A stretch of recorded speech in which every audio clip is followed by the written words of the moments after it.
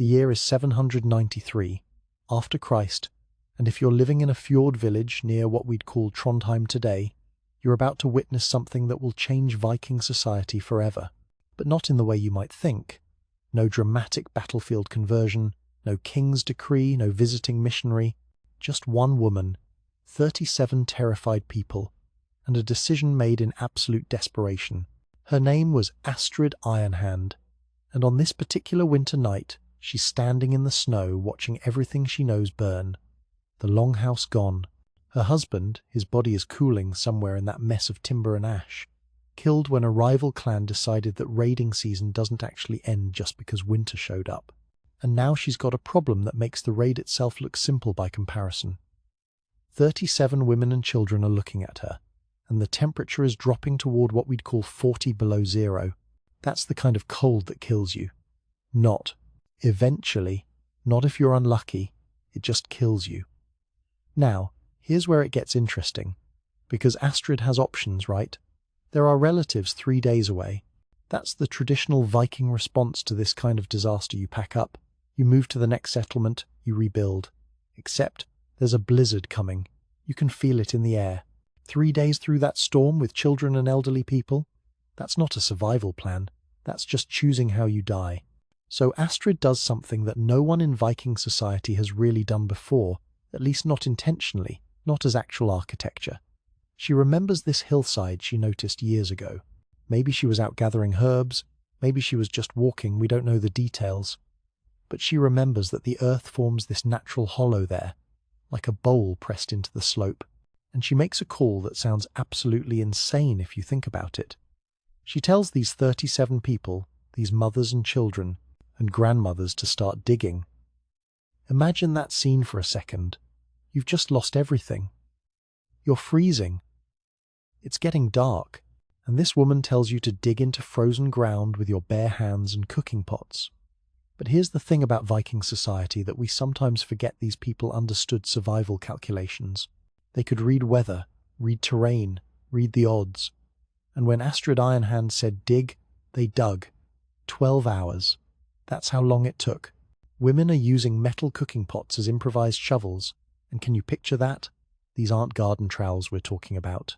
These are heavy iron pots meant for cooking stew, now being slammed into frozen earth over and over until the handles probably left blisters that turned to calluses that turned to blood.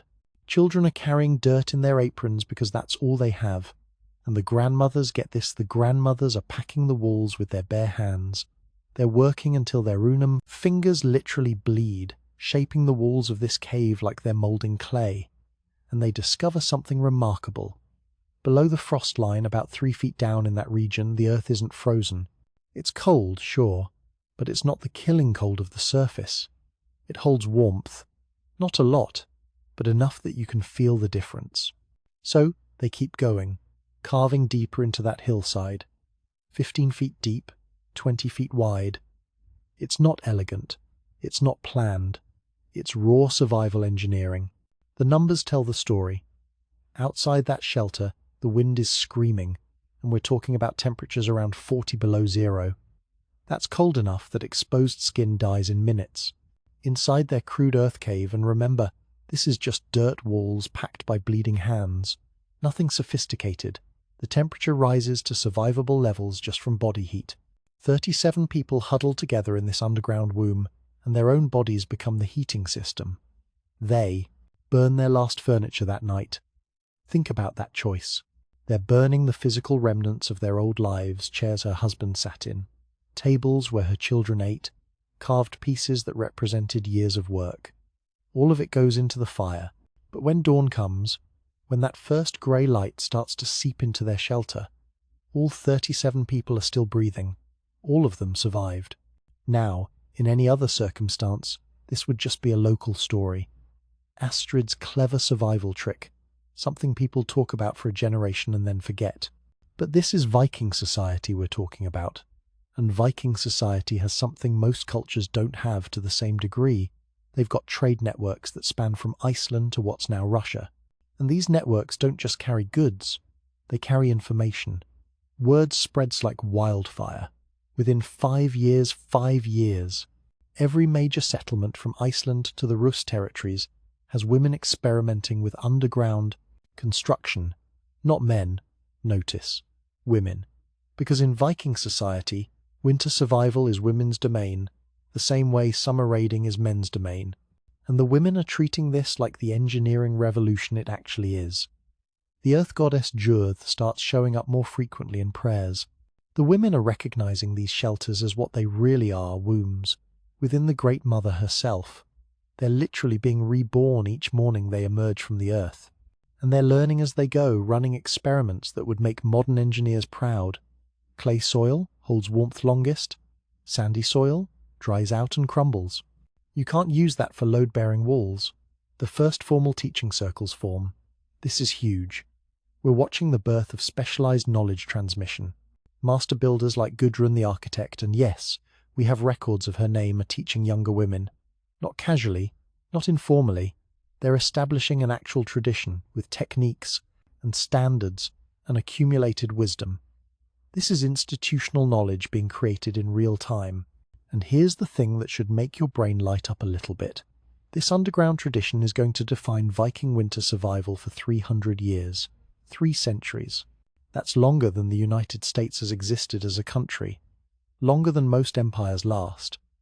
And it all starts with one woman, one desperate decision, and 12 hours of digging in the frozen dark. Because Astrid Ironhand didn't just save 37 lives that night. She cracked open a door to a completely different way of thinking about shelter, about survival, about who holds power and knowledge in a society. And what came through that door would transform Viking civilization in ways that no raid, no conquest, no king ever could. But the real revolution? That was just beginning. By 820 after Christ, just 27 years after Astrid's desperate night, Viking women had transformed those crude survival caves into something that would make a modern engineer sit up and take notice. We're not talking about minor improvements here. We're talking about a complete architectural revolution happening in underground darkness, driven by women who couldn't read or write but could calculate angles and airflow with a precision that would shame some contemporary builders. The breakthrough came from a woman named Ragnhild of Uppsala, and what she discovered changed everything. Angled entry tunnels. Sounds simple, right? But think about what this actually means. She figured out that if you don't dig straight into your shelter, if you angle the entrance tunnel downward and then back up into the main chamber, you create a natural airlock. Warm air rises, cold air sinks. The angle traps the warm air in your living space while still allowing fresh oxygen to circulate. It's the same principle we use in modern Arctic construction, and she figured it out by observation and experimentation. And here's where it gets really interesting. This knowledge doesn't spread through books or formal institutions. It spreads through marriage networks. Young brides are arriving at new homes carrying not just skills in weaving and cooking, but architectural secrets worth more than gold. Literally. A skilled shelter builder could command any bride price she chose for her daughters. Think about that economic shift. In a society where women's value was traditionally measured in their childbearing potential and household skills, suddenly engineering knowledge is making women wealthy and powerful. The great innovation race begins. And when I say race, I mean competing villages are trying to one-up each other with increasingly elaborate underground structures. Women are discovering that pine tar mixed with birch bark creates a waterproof membrane. They're testing it, refining it, perfecting it, until they've got something that keeps shelters dry through spring melts. When thousands of pounds of snow are turning to water and seeping through the ground. That's material science, people. That's chemistry happening in the dark with no formal education, just observation and iteration. Ventilation becomes an art form. They're learning to position shafts at precise angles that draw smoke out through convection while preventing rain from entering. It's counterintuitive. You'd think a hole in your ceiling is just asking for problems. But they're using the natural temperature differential between the warm interior and cold exterior to create a chimney effect that pulls smoke up and out.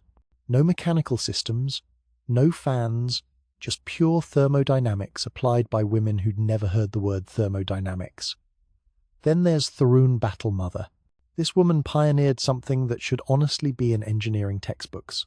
Heated stones as thermal mass. She's placing iron ore rocks in the central fire pit, rocks that absorb heat during the day and then radiate it back for hours after the flames die. Her shelter in Hedeby could maintain comfortable temperatures for 3 days without additional fuel. 3 days. Do you understand what that means in terms of resource conservation? In a landscape where every tree matters for shipbuilding and construction, she's effectively tripled the efficiency of their heating system. But here's where this story takes a turn that's about more than just engineering. These underground sanctuaries are becoming centers of female power that operate on completely different rules than the male-dominated surface world. And the incident with Ingvar the Cruel in 856 makes that power dynamic crystal clear. Ingvar tries to force his way into his wife's family shelter during a particularly brutal storm. Now, in the surface world, Ingvar is a Jarl. He's got warriors, he's got weapons, he's got the kind of physical power that normally makes his word law. But underground, the rules are different. Ragnhild and her sisters hold that entrance for 3 days. One woman with a spear in a narrow tunnel can hold off 10 men indefinitely. The physics of the space make traditional male advantages irrelevant. You can't swing a sword effectively in a 3-foot-wide tunnel. You can't bring numbers to bear. You can't use intimidation when you're crawling on your belly toward a spear point. Ingvar's humiliation becomes a cautionary tale that spreads across Scandinavia. The story gets told and retold, and smart Jarls, the ones who actually want their families to survive, they learn something important. Respect your wife's underground authority. This creates these fascinating seasonal partnerships where men control summer raiding and women govern winter survival. And here's the kicker, this division of power doubles successful families' influence and resources. The families that figure out this balance, they're the ones that thrive. The ones that don't, they fragment and fail.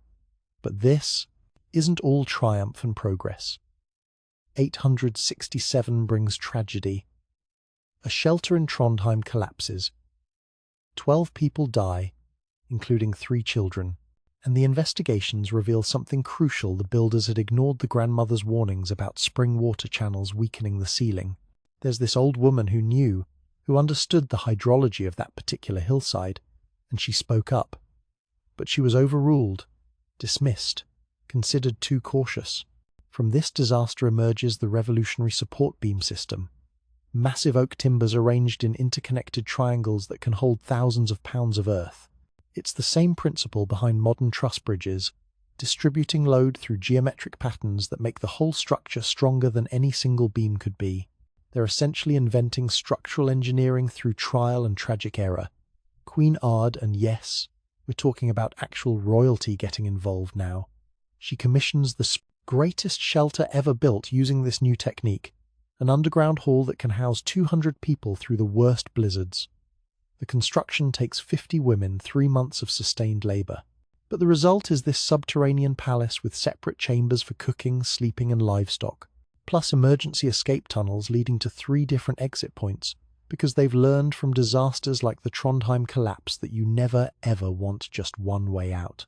The scale of this thing is remarkable. We're talking about a structure that rivals surface longhouses in complexity but exists entirely underground. Different chambers maintaining different temperatures through nothing but strategic positioning and airflow management. A livestock section that keeps animals alive through winter, while capturing their body heat to warm human living spaces. Kitchen areas with sophisticated smoke management that doesn't asphyxiate the cooks. Sleeping quarters organized by a social hierarchy that we're only beginning to understand from archaeological evidence.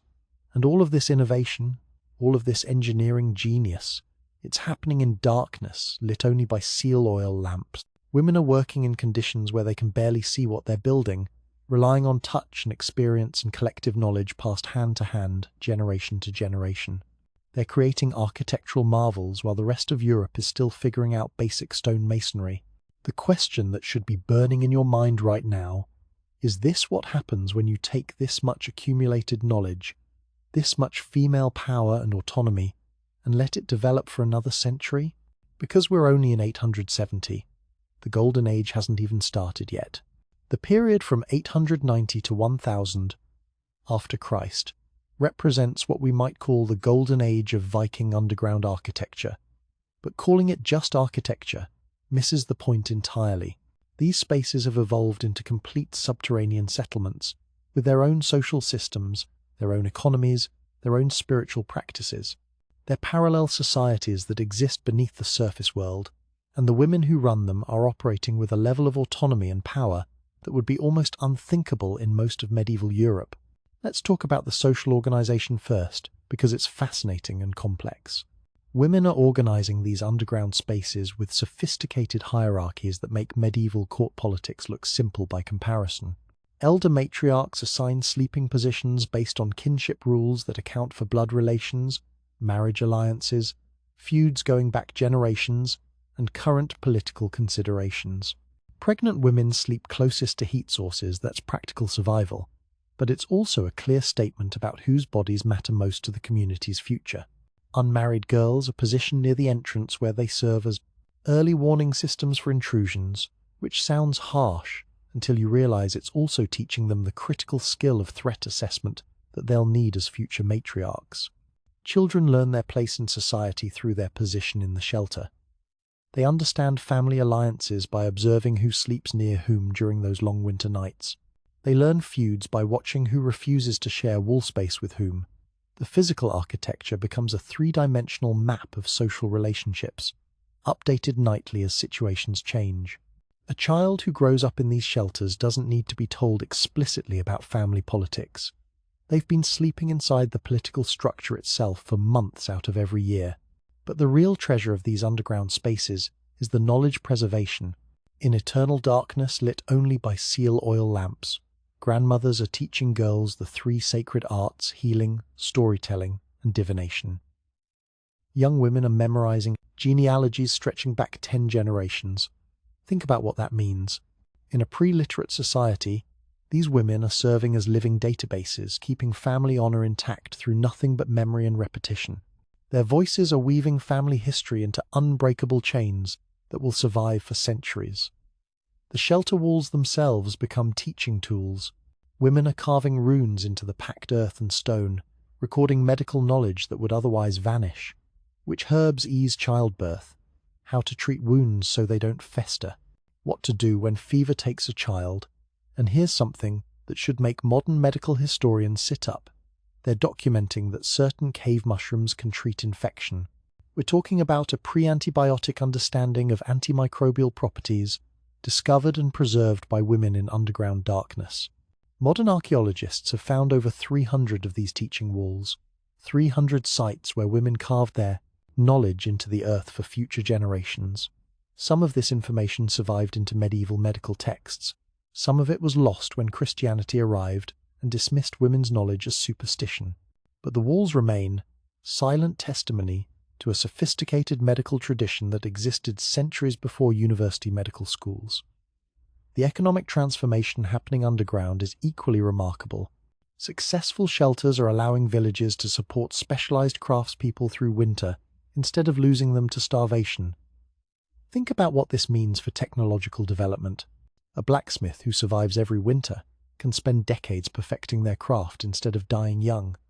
A master weaver can train multiple apprentices over a long career. Knowledge compounds when the people who hold it stay alive. Women discover that the consistent underground temperatures create perfect conditions for fermentation and food preservation. They're developing complex systems where different chambers maintain different temperatures. A cool room for meat storage that keeps flesh from spoiling but doesn't freeze it solid. A warm space for brewing, where yeast can work its magic on grain and honey.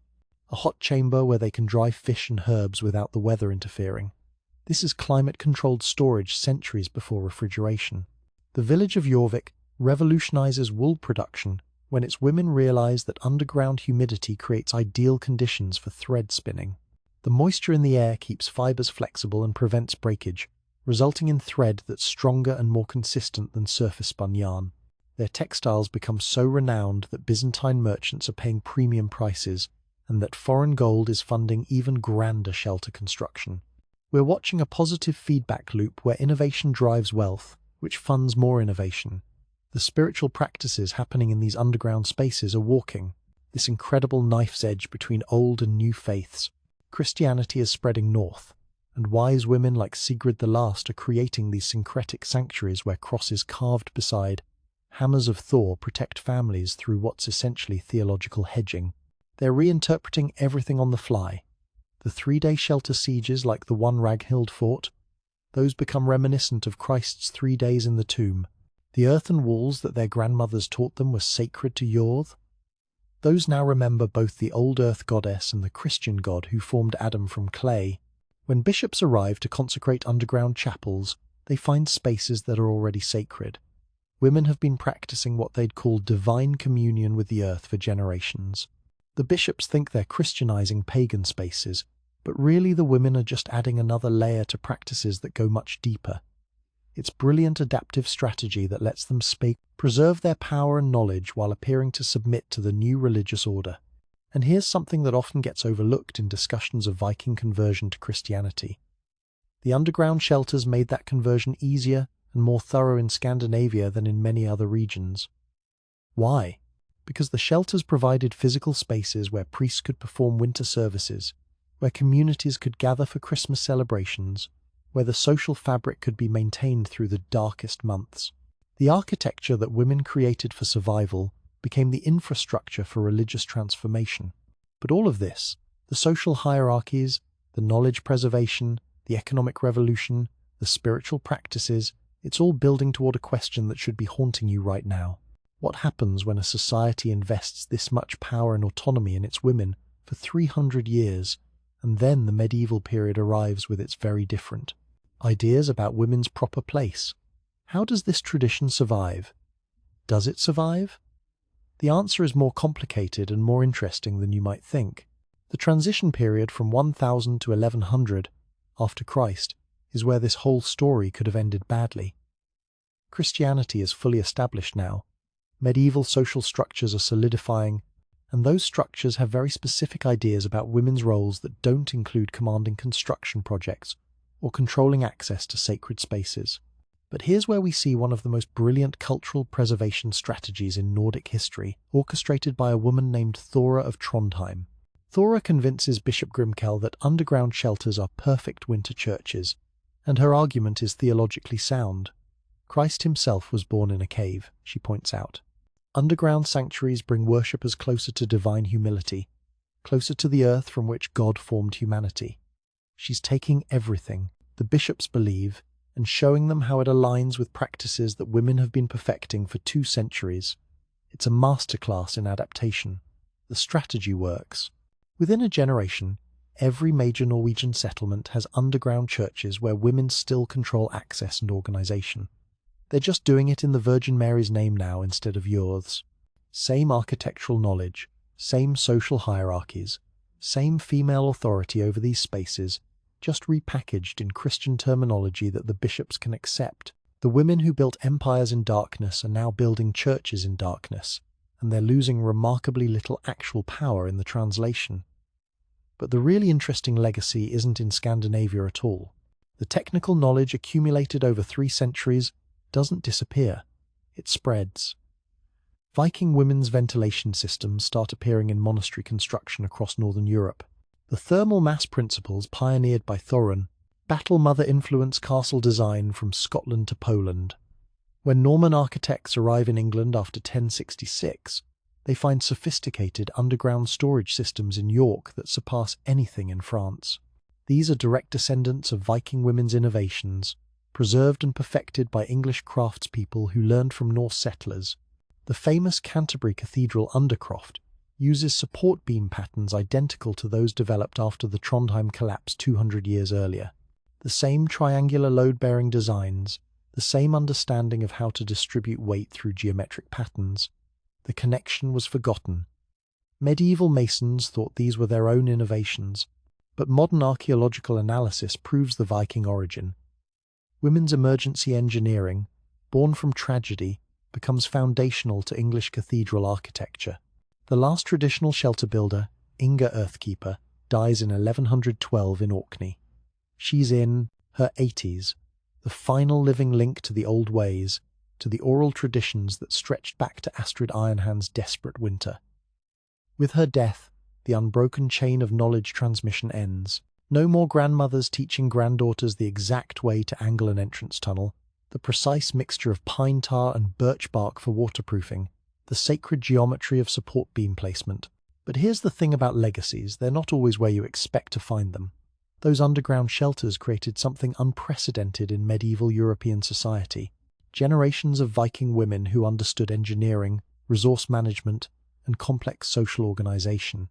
Women who could calculate load-bearing weights in their heads, who could manage supply chains for hundreds of people over months-long winters, who could organize large groups efficiently under life-or-death pressure. Their daughters and granddaughters carry this knowledge into medieval society as abbesses, merchant wives, and estate managers. When you see powerful medieval Scandinavian women managing large estates with unusual competence, when you see Norse abbesses overseeing construction projects that male monks can't match, when you see Viking-descended merchants' wives negotiating trade deals with an understanding of logistics that seems sophisticated for the era, you're seeing the legacy of those underground shelters.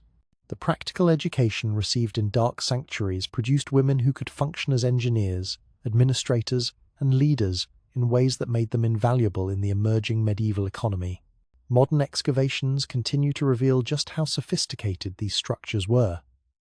In 1998, archaeologists in Iceland discovered a shelter with intact wooden beams showing tool marks from female hands. The grip patterns indicate smaller hands than typical male Viking construction women's hands, building something that lasted over 1,000 years. In 2015, ground-penetrating radar in Norway revealed an entire underground network connecting 5 shelters through tunnels, suggesting a level of community planning that we previously couldn't have imagined. These weren't isolated family bunkers. They were integrated settlements with communication and escape routes linking multiple structures across an entire valley.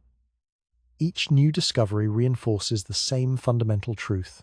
When Astrid Ironhand made that desperate decision during one brutal winter in 793, she didn't just save 37 lives. She didn't just invent a new form of architecture. She cracked open a possibility that transformed what Viking women could be, what they could know, what they could control. For 3 centuries, through the darkest winters and the coldest nights, women built kingdoms in the earth where they were architects and engineers, teachers and healers, spiritual guides and political powers. The structures themselves are mostly gone now, collapsed or filled in or forgotten beneath modern cities. But the legacy persists in ways both visible and invisible. In medieval English building techniques, in Scandinavian women's unusually high status compared to other European women, in archaeological sites that keep revealing more sophistication than we thought possible, in the stubborn persistence of Norse women's names in family histories, preserved with the same careful memorization that grandmothers taught in seal oil lamplight, and maybe most importantly, in the reminder that innovation comes from unexpected places, that survival pressure can produce engineering breakthroughs that reshape societies, that women with no formal education and no social permission can become architects of revolution when circumstances demand it. That sometimes the most important advances in human civilization happen not on battlefields or in throne rooms, but in darkness, underground, where desperate people make impossible things work because the alternative is death. Astrid Ironhand's legacy is carved in living stone in the bedrock of Viking cultural memory, in the foundations of medieval architecture, in the DNA of every Scandinavian woman who ever learned that survival means adaptation and that sometimes you save your people not by fighting, but by teaching them to dig deep into the earth where warmth and safety wait in sacred darkness. Her innovation survived long after her name was forgotten, which is perhaps the truest measure of how revolutionary it actually was. The earth remembers, even when we forget, and somewhere under Norwegian soil, the walls still stand where women once taught their daughters to read the language of stone and clay, to speak with the voice of survival, to build kingdoms in the womb of the world.